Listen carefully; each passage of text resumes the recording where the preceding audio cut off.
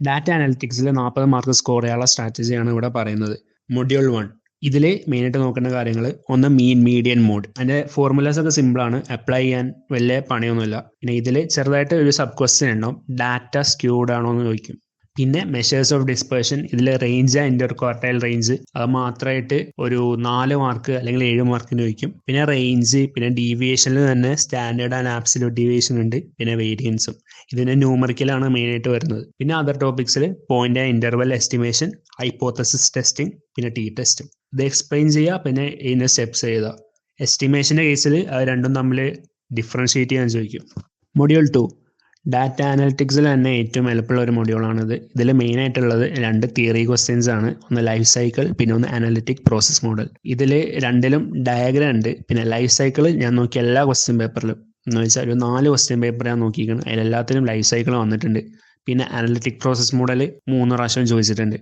പിന്നെ അതിന് sub question ആയിട്ട് ഡൈമെൻഷനാലിറ്റി റിഡക്ഷൻ ഇടയ്ക്ക് വന്നിട്ടുണ്ട്, അതിൻ്റെ ടൈപ്സ്, പിന്നെ അതിൻ്റെ അൽഗോരിതം.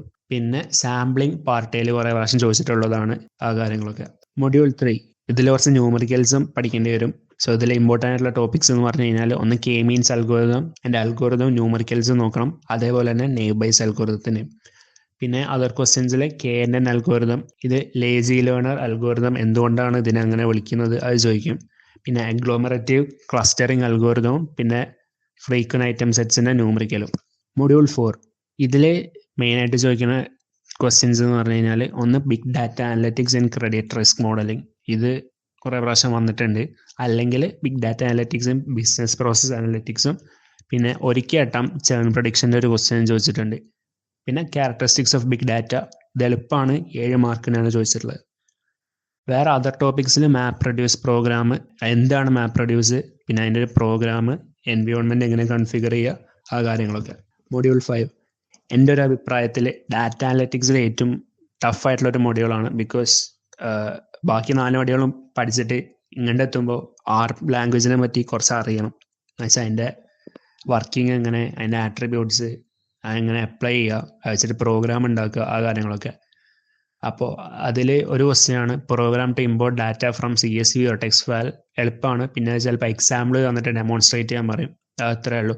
പിന്നെ എക്സ്പ്ലനറ്റോറി ഡാറ്റ അനാലിസിസ്, അത് എക്സ്പ്ലെയിൻ ചെയ്യുക. പിന്നെ അതിൻ്റെ ഡാറ്റ വിഷ്വലൈസേഷൻ ഫീച്ചേഴ്സ് ഉണ്ട്, അത് കോഡ് കൊടുത്തിട്ട് എക്സ്പ്ലെയിൻ ചെയ്യണം. പിന്നെ അതർ ടോപ്പിക്സ്, അതിൽ സ്റ്റാറ്റിസ്റ്റിക്കൽ ഫംഗ്ഷൻസ് ഇൻ R, പിന്നെ ഡേർട്ടി ഡാറ്റ എക്സ്പ്ലനേഷൻ, അത് ക്ലീൻ ചെയ്യാൻ ഉപയോഗിക്കുന്ന R ഫംഗ്ഷൻസും. പിന്നെ എല്ലാ പ്രാവശ്യത്തെയും പോലെ പാർട്ട് ബിയിൽ എല്ലാ മൊഡ്യൂളിൽ നിന്നും ഒരു 8 മാർക്ക് വീതം സ്കോർ ചെയ്യാൻ നോക്കുക. പിന്നെ ന്യൂമറിക്കൽസ് പാർട്ട് ബിയിൽ വരുന്ന സ്ഥിതിക്ക് പാർട്ട് എ നിന്ന് കുറച്ചൊക്കെ സ്കോർ ചെയ്യാൻ നോക്കുക, അപ്പോൾ അത് കവർ ആയിക്കോളും. പിന്നെ ഇതിൻ്റെ ക്വസ്റ്റ്യൻ പേപ്പേഴ്സിൽ നിന്ന് ക്വസ്റ്റ്യൻസ് ഒക്കെ കളക്ട് ചെയ്തിട്ട് ഒരു ഗൂഗിൾ ഷീറ്റ് പോലെ ആക്കിയിട്ടുണ്ട്, അതിൻ്റെ ലിങ്ക് ഞാൻ കമൻറ്റ് സെക്ഷനിൽ കൊടുത്തിട്ടുണ്ട്. പിന്നെ ഞാൻ ഇതൊക്കെ നേരത്തെ ടെലിഗ്രാം ഗ്രൂപ്പിലിടും, ബിക്കോസ് എനിക്ക് വീഡിയോ ഉണ്ടാക്കിയിടാൻ അത്യാവശ്യം സമയം എടുക്കും. അപ്പോൾ അത് നേരത്തെ ഉണ്ടാക്കിയ ഉടനെ തന്നെ ഞാൻ അത് ടെലിഗ്രാം ഗ്രൂപ്പിലേക്ക് ഇടും. അപ്പോൾ അത് നേരത്തെ വേണം എന്നുള്ളവർക്ക് ടെലിഗ്രാം ഗ്രൂപ്പ് ജോയിൻ ചെയ്തിടുക.